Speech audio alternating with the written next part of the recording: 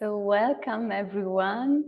I'm Sara Parisi, personal growth and relationship guide. And today I have the honor of hosting these two incredible guests. It's Krishnananda and Amana, life partner and international renowned experts in inner transformation and relationships. So their work has touched thousands of lives, helping people heal emotionally and build authentic, meaningful connections. Before to go to you two, I would like to say something about me for those who don't really know me. I trained for 9 years with my master, is Benedetta Veroni, my mentor, learning the deep connection between body, mind, emotions, and energy. And she was the one who introduced me to Krishnananda and Amana writings. So I read all your books. And today I teach at her school of counseling in Sintesi Personale in Sardinia, where I guide many people in their personal growth journeys and train future guides. Moreover, I lead both individual sessions and group programs with a lot of experience combining physical, emotional, energetic, and mental aspects in my work. I'm passionate about helping others through deep transformation, having walked this path on myself before. So I must say that meeting Krishnananda and Amana in presence after years of working with their books profoundly changed my life.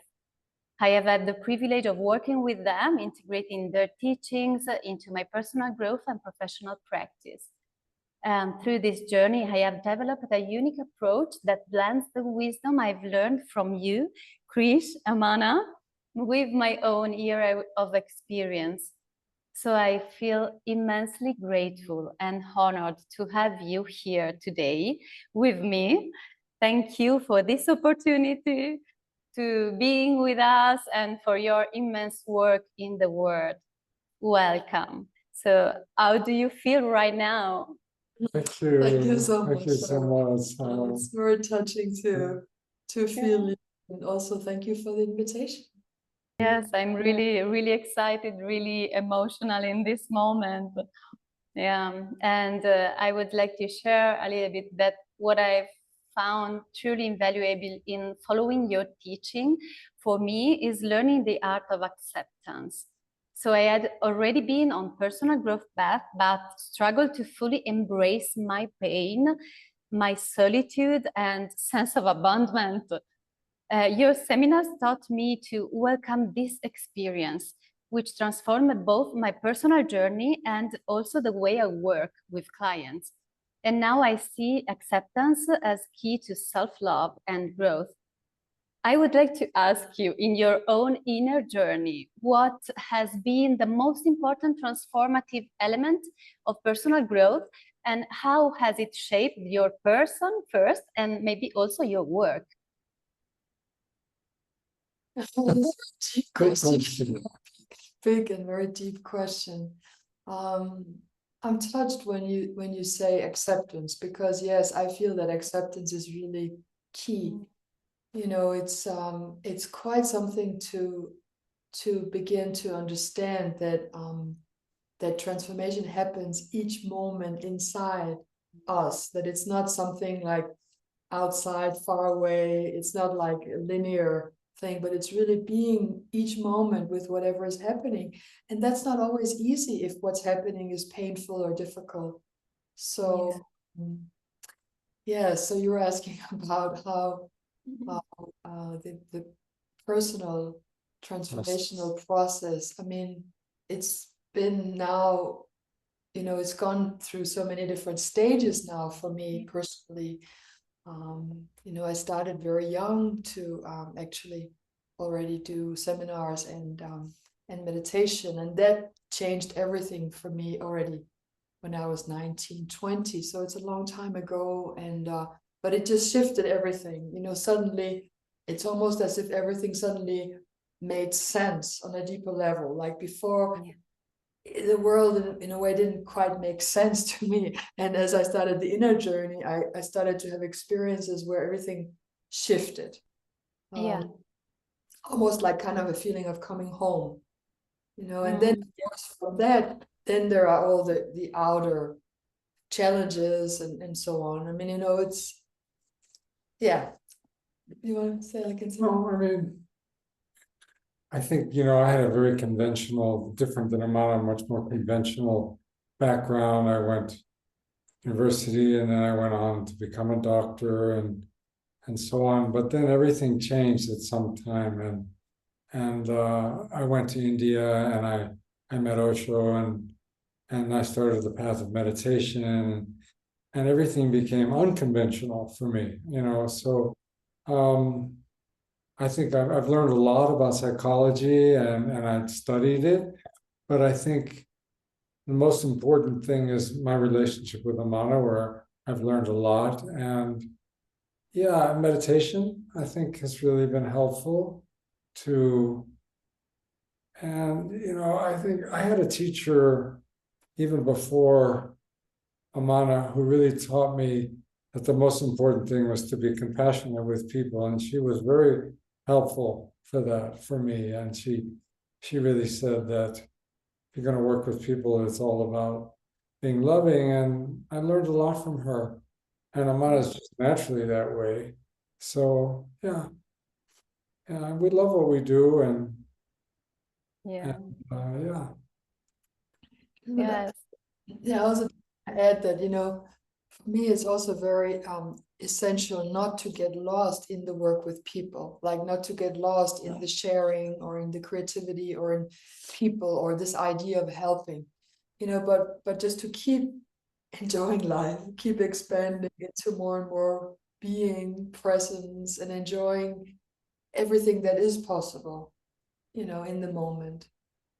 Because it's easy to get either lost in the helping others or to get lost in the world that is in such a mess and so much pain happening all around, and to forget to come back and find that unity, that oneness inside, so and to just start to feel more and more that what we can do is at least not to contribute to more war by being in war with ourselves or with those we're close to. Yeah. Yes. So yes, a lot of things. Krish, yes, tell me. And not to take it too seriously. It's almost like we love what we do. Yeah. I don't think that I'm anything great. She's great. I'm not so great. But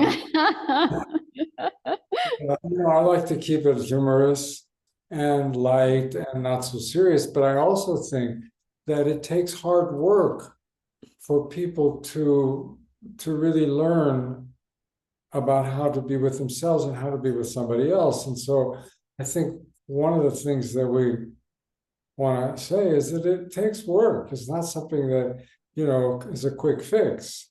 So we encourage people to put the time and energy into it, because if they really want to create love in their life for themselves and for someone else, they're going to have to work on it, because we come with so much baggage from our childhood and so on, adolescence. So we have to work through those things, because otherwise people get very mistrustful and they fight and then they have dramas and they separate, it's a mess. So, Yeah. but, if people are willing to work on it, it works. Not easy. Yeah. Yes, and also what I notice with my clients is that a lot of them are afraid of starting a journey of growing, because especially if their partner is not doing inner work, and this experience is like a conflict for them, the fear of maybe creating more separation between them. And what do you think about it? What is the suggestion to them? Well, I think I understand, and it is also a very real fear, because as you become more conscious, you also see things that you didn't see before, and so it is true that as you start to wake up, there might be things or people or connections that before were very nourishing and wonderful, and maybe it changes for you. So it is true. It's not necessary that the partner also does inner work necessarily.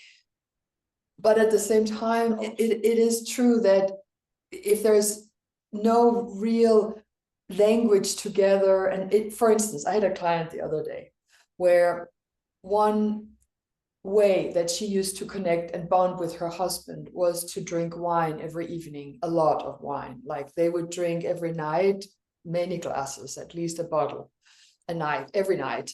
And that was their way of bonding. And they would often go to bars and hang out and so on. And then she started doing inner work.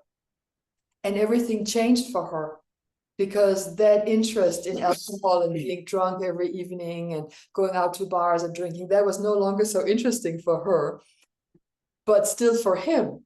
So then there is a big difference and separation in the fact that she was not so, and she started to realize that she couldn't connect with him about many things because the alcohol had been kind of a smokescreen that was not really allowing her to see that, in fact, she doesn't have much in common with him, and maybe never had. So I understand the fear. The fear is that as we begin to grow and we have more energy and we have more insight, things change, and that's true, you know. Yeah. I think the other side is that people have buried a lot of their shame, their fear, and their pain, and we call it the functional adult. So you develop a sense of yourself in the world, which can work. For some people don't even have that. But some people are good at developing functional adult, but they've buried their vulnerable self. And to bring that up, it isn't easy. It's like, it's a lot easier to live on a superficial plane, but to go deeper into our stuff, we need guidance, we need commitment, we need the willingness, we need the intelligence, the insight, and most of all, the courage and the perseverance. And it's something that Carl Jung once said, we need insight, courage, and perseverance for the inner journey. So, but honestly, a lot of people don't have that. Yeah, a lot of people don't have the courage. Yes. Or the perseverance. They don't know. It's like learning how to play a musical instrument. You can't just pick it up and play. You have to be willing to stick with it. It's like that, And in a deeper sense, it's almost like having certain senses not developed yet. So it's a little bit as if, let's imagine you've been living always in a world that's black and white, and that's working fine for you. But you cannot imagine that there is a world in color.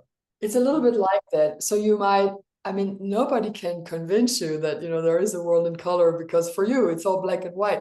So it's a little bit like that, so, and it's scary. But they don't know that it's black and white. It's scary. I remember my first major painful experience. After I went through the pain, all the trees had more color all of a sudden. I didn't know that I was living on a certain level of, not so much color. But, you go through pain. That's the thing, Yes. But then again, for some people, it's fine to just live in that life of black and white, which is fine too. So it's not, it's like everybody needs to find a way that works for them. It's only difficult when it's not equal in a partnership. When one person starts to move, shift, that is true, that is scary. Is it possible to grow together, and how? And over the years working with many, many couples, sometimes it is possible, that one person does a lot of work and it's still possible to find a way together, and sometimes not. Every situation is unique. Some relationships don't last. They're not meant to last. The other thing that often happens is that somebody will be going along in black and white, and then they'll have something happen in their life that is a major shock.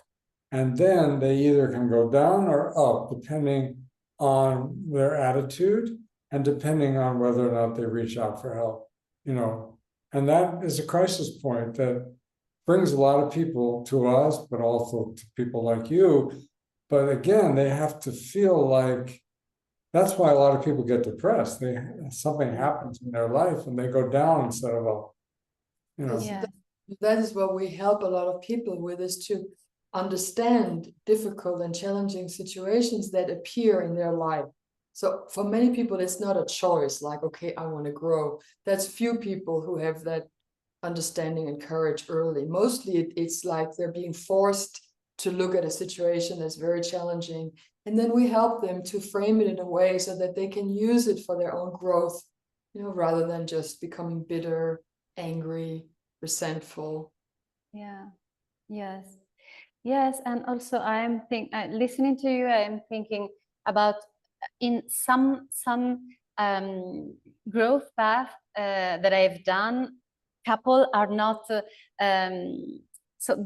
these paths choose not to let couple work together, like prefer to put only the men and only the women in two different groups, not together.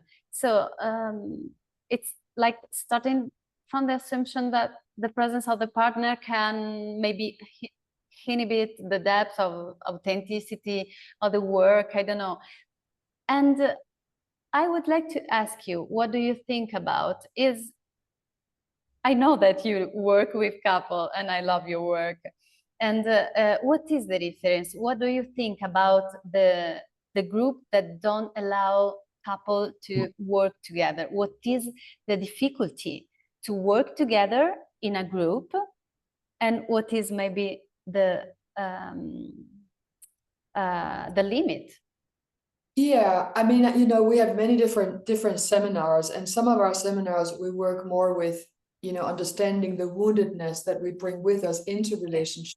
And in those seminars, many people come not with their partner. Like many people choose to not come with their partner, so they work alone. And then we have other seminars where many couples come together. And it is true that, if somebody has been together for a while, there are certain patterns that have developed between them that may make them feel more inhibited, like you say, like more held back, or like more focused on the other person, looking more at what the other person should do or shouldn't do. And then it makes it harder for the person to look at themselves, like look at what's really my challenge, my growth, and to come back to myself. So it's a fine balance, because it's very helpful to look only at yourself and go deeper. At the same time, the challenge is when the other person is there.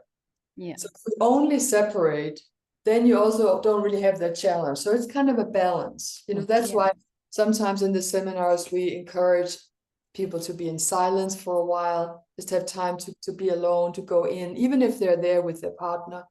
So it's like having a mix, knowing that you're getting to know yourself more, but it's also the challenge of the partner that brings up, for instance, all the hunger and the needs from the past that we then project on the other person. Sometimes we'll do both. Like, for instance, our seminar in Bali, which is longer, we have 5 days where they just work on their own stuff, and then 5 days where we work on relationship issues. So it's a little bit of both. Sometimes people come and visit us here in Sedona, and we work individually, and then we bring them together. So I think it's not black and white. I think there's time and space that's needed for both. And actually next year also we're going to do a new seminar, an experiment, where we're going to do a 6-day seminar where the first 3 days the men and women are in separate rooms, and we really work deeply, just female, male, and then coming together the last 3 days of working together, with all that comes up when we're together. So I think both is important. Yes, for me to integrate also the courage to be with the partner in our authenticity is something that in a sacred space is more simple, and then you can go home and maybe open up again because you have already done this.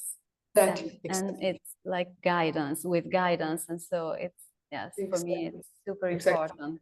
And also just to say that, of course, it's not now in this case, because of how it is that we separate the men and the women, but we know that, it's very fluid, all the, so we have gay couples. And often couples are, with female or male couples, so all different, but in this case, there is something special about going deeper, with just one. Yeah. Yeah. Also, a lot of times we can see ourselves better when we're reflected in the mirror of the other person. So we really encourage people to relate, because that's how you learn a lot about yourself. I think that's how I've learned the most about myself, in relating, because, I think I've, for instance, could spend a lot of time by myself in kind of a little bit avoidant, isolated style.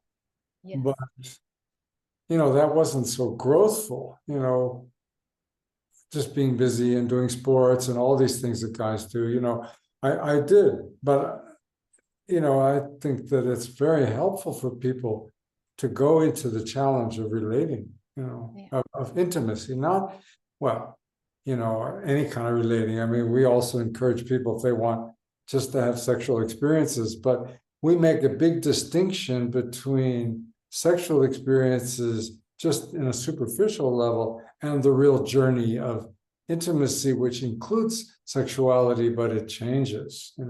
Sexuality changes when people go deeper together. It's a whole nother journey. Yes, I totally agree. I also just want to add to that, everybody's journey is so unique in the sense that some people also escape into relating and relate all the time because they don't want to be alone. So for some people, it also really helpful and essential to be alone. So yeah, there's no formula in that sense. It's more about looking at where are we protecting ourselves, where are we facing the challenges, what's the growth in each moment, different phases in life. Yes. Okay. Thank you. Yes.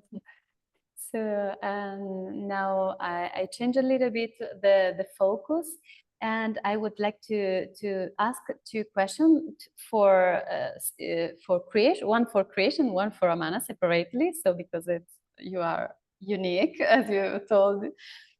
So for you, Krishnananda, as a trained psychiatrist, you made the choice to shift away from traditional psychiatry and embrace a personal growth approach.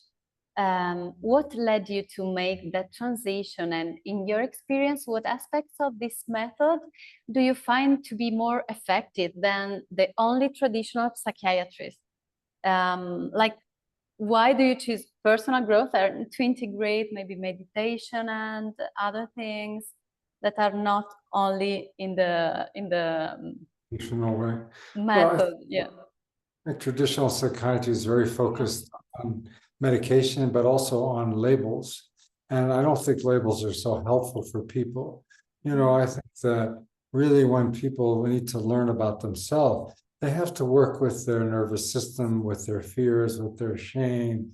And these are not things that have classic labels in psychiatry. There's all these other labels, but the real essence of transformation has to do with working with our wounds, working with our mistrust, working with, understanding how experiences that happen to us in the early years of life are still affecting our life today. And psychiatry moved away from that. It started in a good way, it started with therapy and it moved to object relation. It was good, Carl Jung and all those things. But lately, the branch of transformation has moved much more towards working with the body-oriented therapy, where you really focus on your body. And we also bring in meditation. All of that is not part of classical psychiatry. So, and also, you have to, I think also because insurance companies are basically interested in something quick. They don't want to pay for it. The drug companies want everybody to take pills. It's just not very helpful. Sometimes pills are needed. I'm not against that, but I don't think people should rely on that as a way of, what do they call it? Prozac nation. Everybody's taking. It's just absurd. It's so anyway, and it's also no fun. It's like just giving somebody a pill and sending them on their ways. There's no human connection, Yeah. Okay, thank you. And for you, Amana, with your extensive background in inner child work and counseling and so many things, how does your approach to personal growth differ from more traditional form of therapy? So in your experience, what are the unique strengths of this method that you both use together? And maybe there are specific area where it's particularly effective for you, or limitation that you have encountered? I think that maybe what comes to me is something about integrating meditation and the deeper understanding of the place inside that was really never touched by any trauma, any experiences we had, like helping people to get some distance from everything. So it's a fine balance of going into and understanding what happened to us and how it affected us, but also having some perspective. That's one thing. And the other thing for me is very important is to wake up and encourage people's courage so that they actually take steps in life, not just know about the story, not just know how it's affecting them, not just feel their feelings and know about their feelings, but also really take very specific, concrete steps in life so that their life really changes, you know, and help and support them to trust themselves, even if it means making many mistakes. But that's very much my passion, is to help somebody to really trust themselves and to go for love, you know, and to look at all the limitations from the past that are holding them back, you know, finding that middle way where it's not about holding back and it's also not about pushing, but finding that natural flow where they can start to tune into life on a much bigger scale, almost like feeling what is it that life is also wanting through them, that, you know, outside of their own personal will and their little personality. Yes, I really love this combination in your work between when you let us move a lot our body with energetic music, and then after you lead us in meditation, in inner meditation. And yes, and this is really powerful for me. I really sense my vital energy inside. And yes, I think it's this that I was talking about also. That's also what I'm talking about, is to help people connect to the body, to their energy, to wake up the life energy. Because often many people are so scared of really embracing life energy, because most of us saw people in their energy using it in a destructive way, like anger, you know, and so it's easy to then push all of that away, and then the growth becomes something very mental, some idea you have to think about, but then you're missing the juice of life, like the passion that's also in that energy of anger. And there's a way to connect with that more as life energy, as the life source, and then you can use it in a creative way. So the passion is very much to help people wake up the life energy and then have enough space to be with it, so they can move more in life and take bigger bites of life. You know? One of the things that we focus a lot is the polarity between the alive, essential, flowing self and the wounded self. And we want people to incorporate them both, because they're there and they need to be, and both of them have contributions to a healthy life. You know, the vulnerability, the woundedness, the shame and the fears. So it gives a lot of compassion, a lot of feminine qualities, whereas the other side, which is more going with your energy and feeling your flow, gives other things. So we like people to experience both, and we do meditations which include first going to the left and feeling the vulnerable side, and then going to the right and feeling, you know, the more flowing, energetic, more self-confident, self-esteem side, you know, so both. And maybe also to say that, you know, in a way, it's something that I feel is just very natural for all of us. It's something that's just because life moves towards wholeness, towards oneness. It's very natural. But unfortunately, many of us were brought up in a way where we have many ideas. So we have this inner critic, this inner judge. that's in the way and telling us you should do this, don't do this, and that keeps like blocking and sabotaging our natural flow, our natural energy. So a lot of our work is also helping to get space from that inner critic and start to feel what's really true, like moment to moment. And in the beginning, if we've been so much dominated by this judge, we may not know what's true. So it takes a lot of courage to experiment. Yeah. To really check it out, to feel, to begin to trust the signals in our body, you know. Yes, listen to you. I was thinking about a poem of Gibran. I don't know if you know him. That is about joy and about pain and joy. Yes, and he tell that this is like the Tao, like the yin and yang. You know, there isn't pain without joy. There isn't joy without pain, like light, night and day. And this is really what I appreciate in your work, because so many people are afraid to go deep in the wound because it's painful. And a lot of my clients tell me, oh, but I don't want to stay in pain. I don't want to go there because it's painful, because I'm afraid of that. And also to integrate this energy, vital energy, this joy, this possibility to stay up is super beautiful. Yes. So one of the misunderstandings that people have Mm. is if they go into pain, it'll never go away. Yeah. And that's not correct. In fact, if they accept it, if they allow it, you know, it changes. You know, just yesterday I was working with a woman who has, actually just a girl, 20, with tremendous anxiety, and I was just training her to be with all that anxiety and fear. And as she stayed with it, it calmed down. And that's just a little example of what we teach people. If you stay with it, it's not going to go away. But it won't stay forever. It'll come back. It's not like it goes away forever, but it's the key is just to accept it, be with it, breathe into it, you know. And I think also the deeper thing is to understand that if we keep living a life avoiding pain, it's very limiting.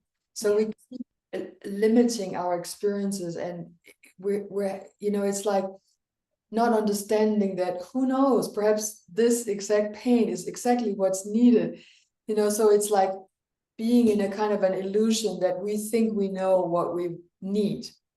You know, it's not trusting life. If it's giving this, then let's see with curiosity, how is it if we open to that and breathe into it?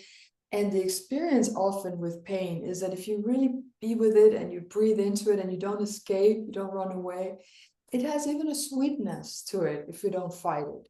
And it moves through. It doesn't last very long. It's just like a little storm coming to a tree, and it moves through.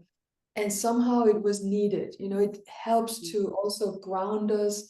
It gives us depth. It gives us sensitivity. Yeah. Yes, yes. It's the connection with nature. And yes, because nature is like that. It's winter and it's summer, and it's not always summer, sunny and beautiful. Yeah. Yeah, that's right. That's right. And it helps to the same way that pain helps to ground us. It helps to deepen us. It creates deeper roots. You know, the same way that if a tree always got sun and no wind, it wouldn't be challenged to grow deeper roots. So we need that also, those roots in being. Yeah. Yes, yes. Mm-hmm. But the young part of us goes, no, I don't want to feel pain. I don't want. I don't want to stay there. Yeah. Understanding that it's actually very growthful. And that's part of what I said before about feeling confident. And our passion is also to help people feel confident that they can handle when pain comes. It's okay, you know. One of the things that is so important is helping people to separate from their conditioning and their family. And that's really difficult. In some cultures more than others, but it's really tough. And people have this idea that my basic belonging is with my family, and if I separate from that, I'll never have anything. And what we say is, you can have your family, but find yourself first. Find out who you are, you know, and that means you probably have to question everything, you know. question everything you got. Some things you'll keep and some things you'll throw away, you know. And So, it could be that what you received from the family was this idea that pain was wrong or pain was bad. Or that as soon as there's a little bit of pain, then you take a pill or you drink some alcohol, you do something, or you work a lot to avoid feeling. So maybe you are conditioned with this belief that pain is bad or wrong, and you don't have space to be with it. And that's actually very infantilizing. Then you stay like a little baby, not trusting that you have the capacity to be with whatever life brings and feel that, you know? Yeah. Mhm.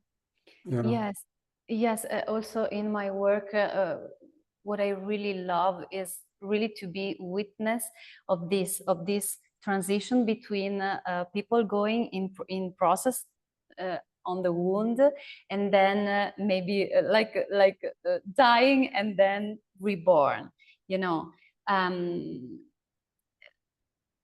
Yes, I think that my greatest reward is to see person in their own power after the process, bringing their power again and stay on her legs after touching the wound. That is like really like a process.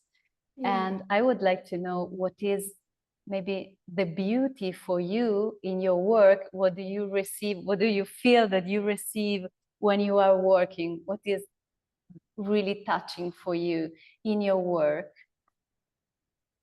I think for me, it's when I see that somebody has some insights, like really getting space, and they suddenly realize something that I can see is like a real shift that will change their whole perception of themselves and the world, and that's very touching for me, you know, this feeling of a little bit more light in this world, you know. Yes. I mean, it's an amazing gift when somebody gives their vulnerability to you. You know, I think there are some therapists maybe who don't really realize how much it takes for somebody to trust a therapist or a doctor or any enough so that they will allow themselves to be vulnerable, because, you know, from childhood, conditioning is the opposite. It's like bring up your defenses. So I think it's very touching. Yes. You know. And I would also say the other thing that really touches me is when somebody is like, let's say, facing mistrust, like facing like really believing some thoughts from the past about the situation now, and then having the courage to work through that mistrust. That's very touching for me, you know, when there's enough trust to work through the mistrust, like to really work through these layers, because it's very easy when mistrust comes up, whether it's in therapy or with a friend or with a partner, it's very easy then to close and push away and give up on the connection or give up on the therapist. And it's very touching for those who have the courage to really work through that and look deeper. Yes. Yes. Wow. Thank you for sharing this profound piece of you both. And I don't know if this question is maybe strange for you, but sometimes I feel myself like part of something bigger, like part of really something that is not about religion, is talking about spirituality. And I would like to know if you feel that you are maybe sometimes supported or guided from something bigger than you, and what is your personal experience of this, like, I don't know, God, universe, spiritual guide, if you Sure. work with this? Well, I mean, I think one of the reasons that we lead seminars, I think, is because something happens in a seminar that's very powerful, not only because people come together and create a growth environment, but also a love environment, which is incredibly nourishing. There's that. In terms of personal transmission, I have to say that I experience an energy coming through me that I don't even know that it's me. I have talents for sure, but it's much more than that. You know, we both had a master who inspired us with a lot, and some of that is that energy, but it's more than that. It's more like, yeah. Yeah, and I also like, you know, I come from a tradition of humor, so I like to also channel that because it makes people relax. When people are laughing, they're more relaxed. So it's some of that. You know, it's like fun. Individual work is beautiful, but I personally love the work in seminars, you know. Yeah. Yeah. I think for me, you know, I feel very much this like, you know, a long time ago, actually, when I did take sannyas, it was this feeling of like kind of letting go into the whole, so that it wasn't any longer like my will, like, because and I was more like, okay, life, just show me what's needed. Like it could be anything. I was just kind of in that not knowing for a long time. And then it just happened that actually I had already started working with people before, but that was kind of a happening in one-to-one. But then it happened when we got together. Gosh, it's like 32 years ago now, a long time ago. Wow. That 31. 31, 32. I'm 32. Yeah, anyway, they're around that time. A lot Anyway, of time. 31. That it just happened, and it was kind of in a way in an accident, but it just kind of happened that we started working together. And it was not really something that I ever wanted to do. It was not like a passion that this is what I want to do, but I could feel inside that this is what life wanted me to do. And I felt a little bit pushed. I felt a little bit like inside, almost like, this is what I know I have to do for my own growth, because this was the challenge for me, because it's not really something that comes naturally to me to be in front of people or even teaching or anything like that. It's not something that I naturally would feel like doing. So I just knew inside this was like something I have to do for my own growth, because it was a challenge. And so I worked through many of the first years. I think it was like 18 years, the first years, a lot of shame and a lot of not like inside feeling, oh, do I really have to do this? But inside life was just pushing me to do it. And it's taken time to really embrace it and to feel for myself that there's a yes. So it's strange to describe it, but it's like I have felt my own resistance. And then just in the later years, I'm starting to sense that there's no longer this push, like I have to do it. I don't feel that from life. Now it's really more coming to my choice, like I can do it or not. And now I'm choosing to do it, but it's really from a different place. Yes, so this was a question that I would like to do to you, like how Learning Love Institute was born, if it was like a choice, or if it was like an economic something, or a calling, or a romantic project. I don't know. Yeah, I could say more like a deep calling, like a deep feeling inside. This is something we have to do. But you know, it started actually, it was another name. We actually was called Osho codependency a long time ago. And then what happened was, at one point I remember we were in a bookshop in Germany doing some book signing a long time ago. And one person asked the question, said, why is it called Osho codependency? And then in that moment, I felt inside, yes, you're right. Why is it called that? Like I had to kind of feel what's really true. And then we both felt afterwards, talking about it, that actually it was holding on to something from the past. And then we felt moving away from the word codependency also, because that was still kind of talking about the dysfunction, the difficulty. And we wanted to find something, a word that could be more like the possibility and the new, and moving into the new and creating something. And so we've thought of learning love like as something positive instead of, and so we created that's how we changed the name. Yes. Wow, so beautiful.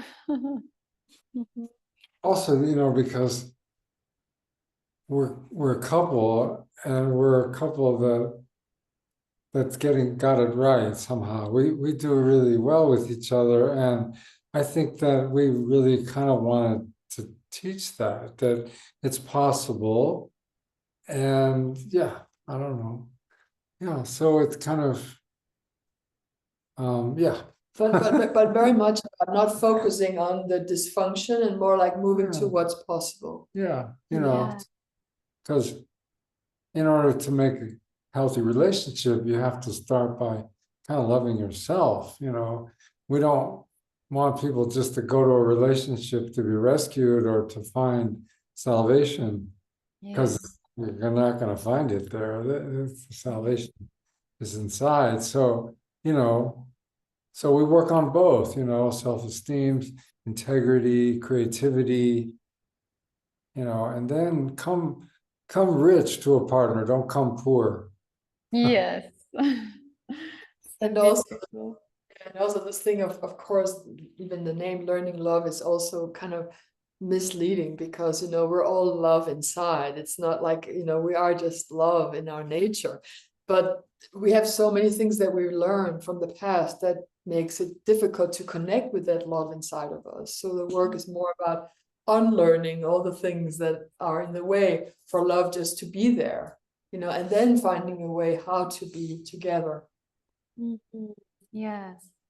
Yes, I completely understand, also because me and Ricardo, my husband, we are together from a lot of years. So 28 years and we have gone through many difficulties, like crises and changes in balance within the couple, you know, for children or our spiritual evolution in inner maturation, whatever. And I would like to ask you, for you, what were the difficulties in choosing to stay together for so long despite your differences? So do crises happen in couple? And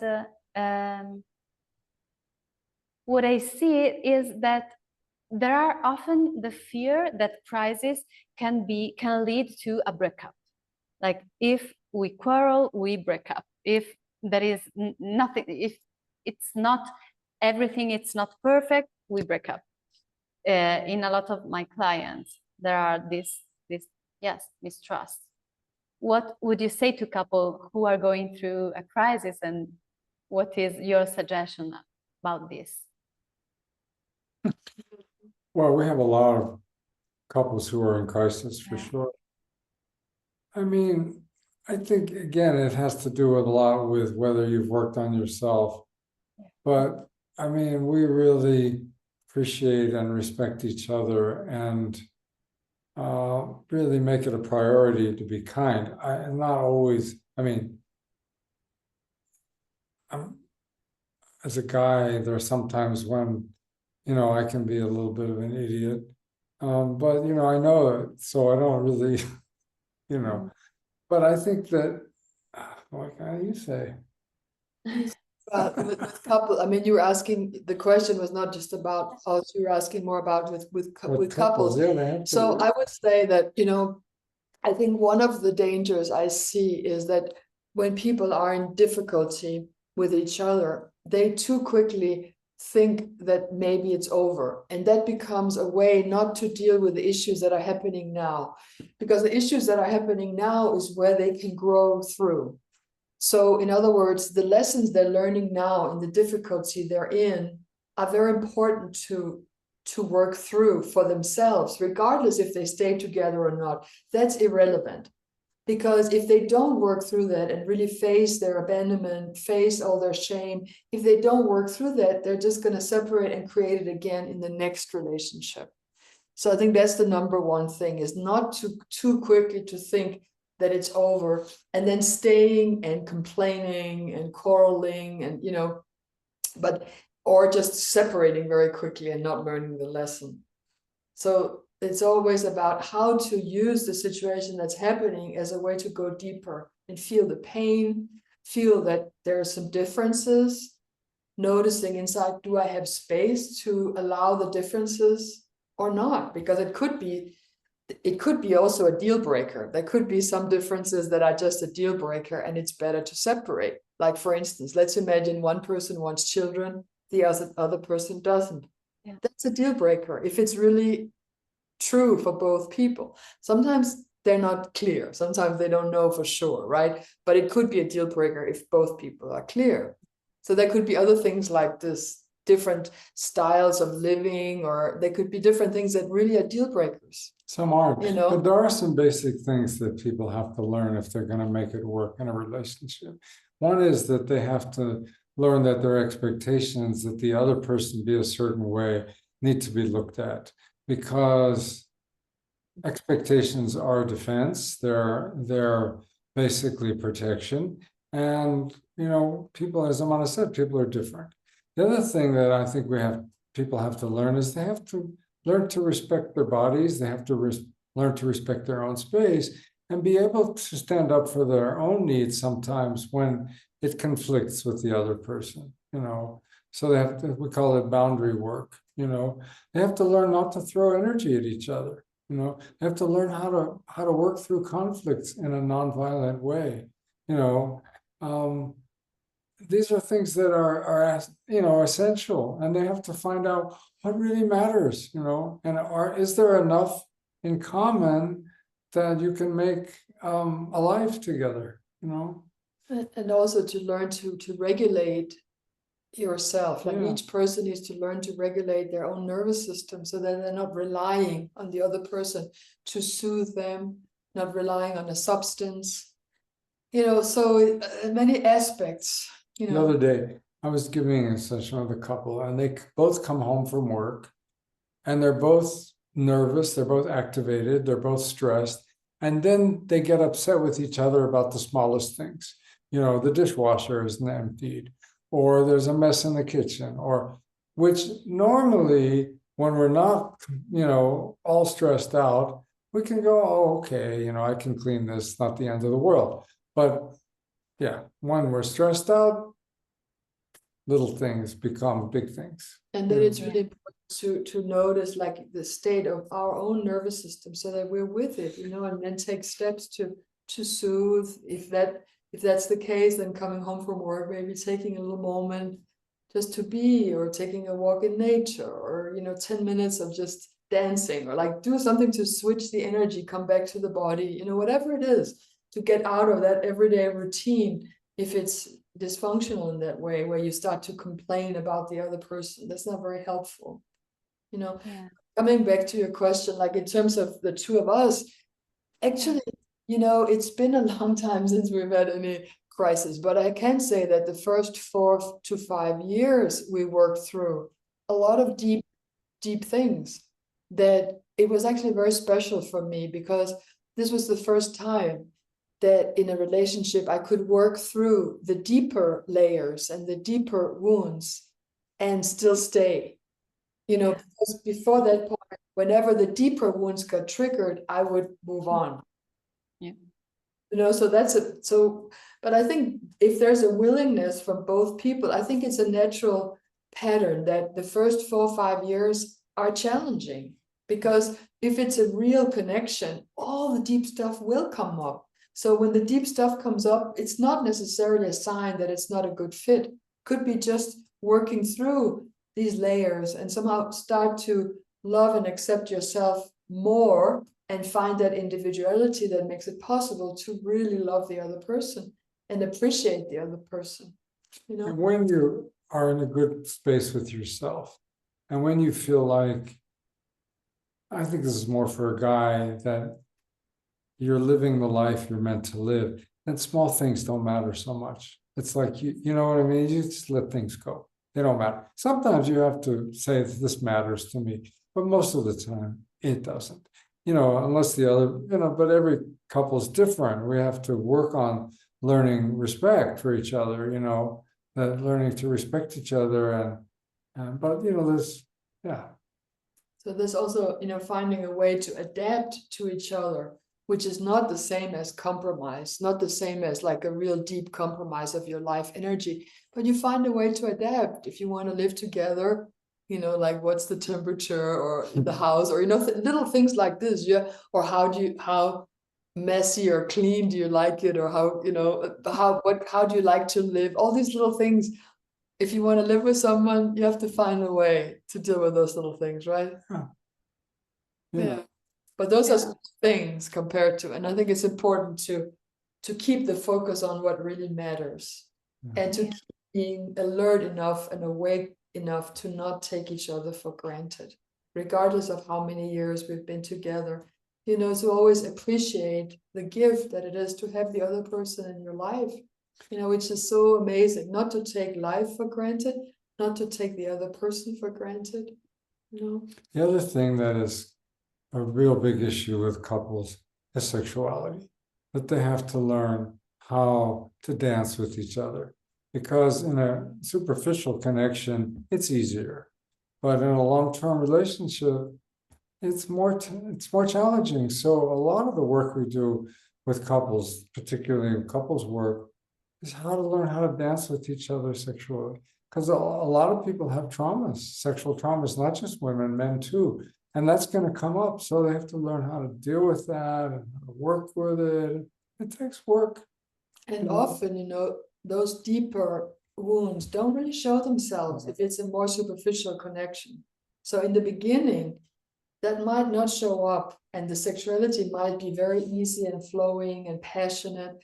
But then as people go deeper together, the wounds start to surface. And that's not so easy to navigate if we don't understand that. Then we can think, oh, there's something wrong with the relationship or with me, without understanding that actually it's natural and perfect that it comes up because there's more trust. But it can be scary if we don't understand it, because suddenly what used to work may not work anymore in the same way. Sometimes there's a missing of that very intense sexuality. One partner or both, but often it's more with a man, but they miss that, and then they kind of put expectations on the other person, and it becomes a disaster. Yes. Yeah. So fine tuning. Yes. Well, you are such a great how do you say, example? Yes, for me, for sure, and for a lot of people, for sure. Yes, I can see really the difference between in my growing path between when I started to work with you, and also really put the couple in my evolution, also not only myself. Yes, so I think this is super beautiful. Yes.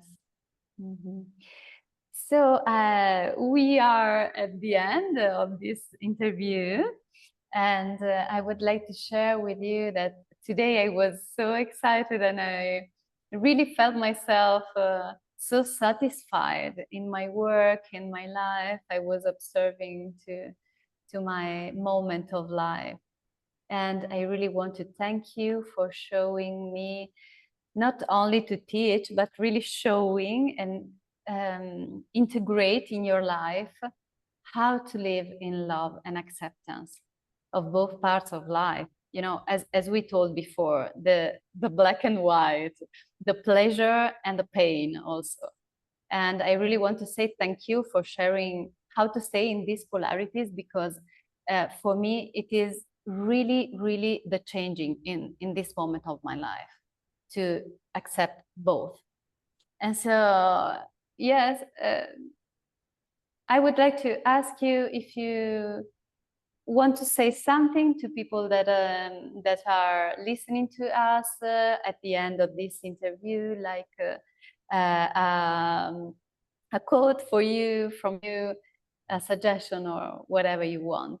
really you I feel. just feel very touched to feel Yeah, you. it's so I sweet. just feel touched to Farah. feel you, so Yeah, right, you're so real, your your passion. passion for the work, and I just feel really a lot of appreciation. I think people should be inspired by you and by your commitment, your dedication to this is really what we're teaching in a way, and you're a great example of that, you know. Yeah, and it takes a lot of courage, like you said, because you've been doing so much work on yourself, more like individually without your partner, and now to start to integrate, you know, the work with the partner. This last that you've worked with us, I mean, that's takes a lot of courage. Yeah. You know, Yeah. really a lot of It is. yeah. Yes, but I'm really, really, really grateful to you. Yes, this is really what I feel, because it's a lot that I received from you, really a lot in my life, and every day, especially today, I was like in a state of grace. I don't know if your energy comes to me, or I don't know what, but I was really in front of my clients, working also with your tools, integrating your work, learning love, and I was so full. I feel really full and complete, and so thank you. Yeah. Asked earlier what we receive, and exactly this. Yeah.